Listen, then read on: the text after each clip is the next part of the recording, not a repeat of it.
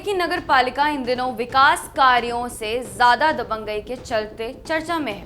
हाल ही में एक महिला सभासद के साथ हुए दुर्व्यवहार ने पूरे शहर में हड़कंप मचा दिया है। मामला सिर्फ असम्मान का नहीं बल्कि लोकतंत्र की मूल भावना पर हमले का है, जहां जनता द्वारा चुनी गई प्रतिनिधि को ही काम पूछने पर धमकाया जा रहा है। कहने को तो नगर पालिका चेयरमैन गिरिजा चौधरी हैं, लेकिन शहर में हर बड़ा फैसला उनके बेटे विजय चौधरी के इशारे पर होता है।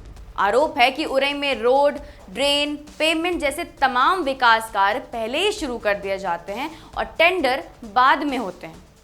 टेंडर भी वही जीता है जो सिस्टम के करीब हो। नगर पालिका में बैठे कुछ रसूखदारों के सामने अगर कोई सभासद अपने वार्ड के विकास कार्य की जानकारी मांगता है तो ये बात उन्हें नागवारा है। पहले बहस हुई और हमारे जो मोहल्ले में थे वे सुन के आ गए, तो जब बातचीत हुई तो उन लोगों ने फिर भगा दिया इन्हें।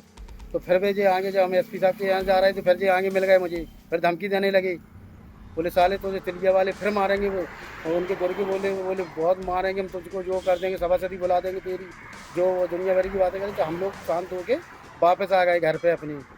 फिर इसके जो इनने एक जो लड़का आया था उसके साथ इनने फर्जी एप्लीकेशन लगा के हरजन एक्ट की मेरे खिलाफ, मेरी पत्नी के खिलाफ, मेरे बच्चे के खिलाफ एप्लीकेशन दिला दी एसपी साहब के यहाँ।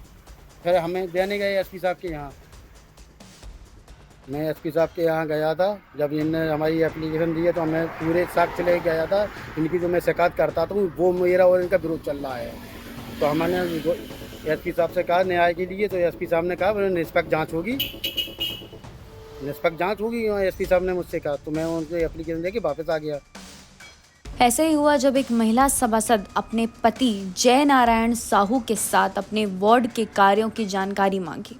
जवाब में विजय चौधरी अपने 8-10 लोगों के साथ सभासद के घर आ धमके और खुलेआम धमकी दे डाली। अब महिला सभासद अपने पति के साथ पुलिस के चक्कर लगा रही है, लेकिन शिकायत सुनने वाला कोई नहीं है।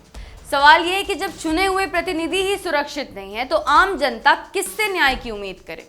उरई में इस घटना के बाद आक्रोश का माहौल है और नगर पालिका में दबंगई के इस खेल पर लगाम लगाने की मांग उठने लगी है। लोग जानना चाहते हैं कि क्या लोकतंत्र के नाम पर अब सिर्फ खाना पूर्ति ही बची है।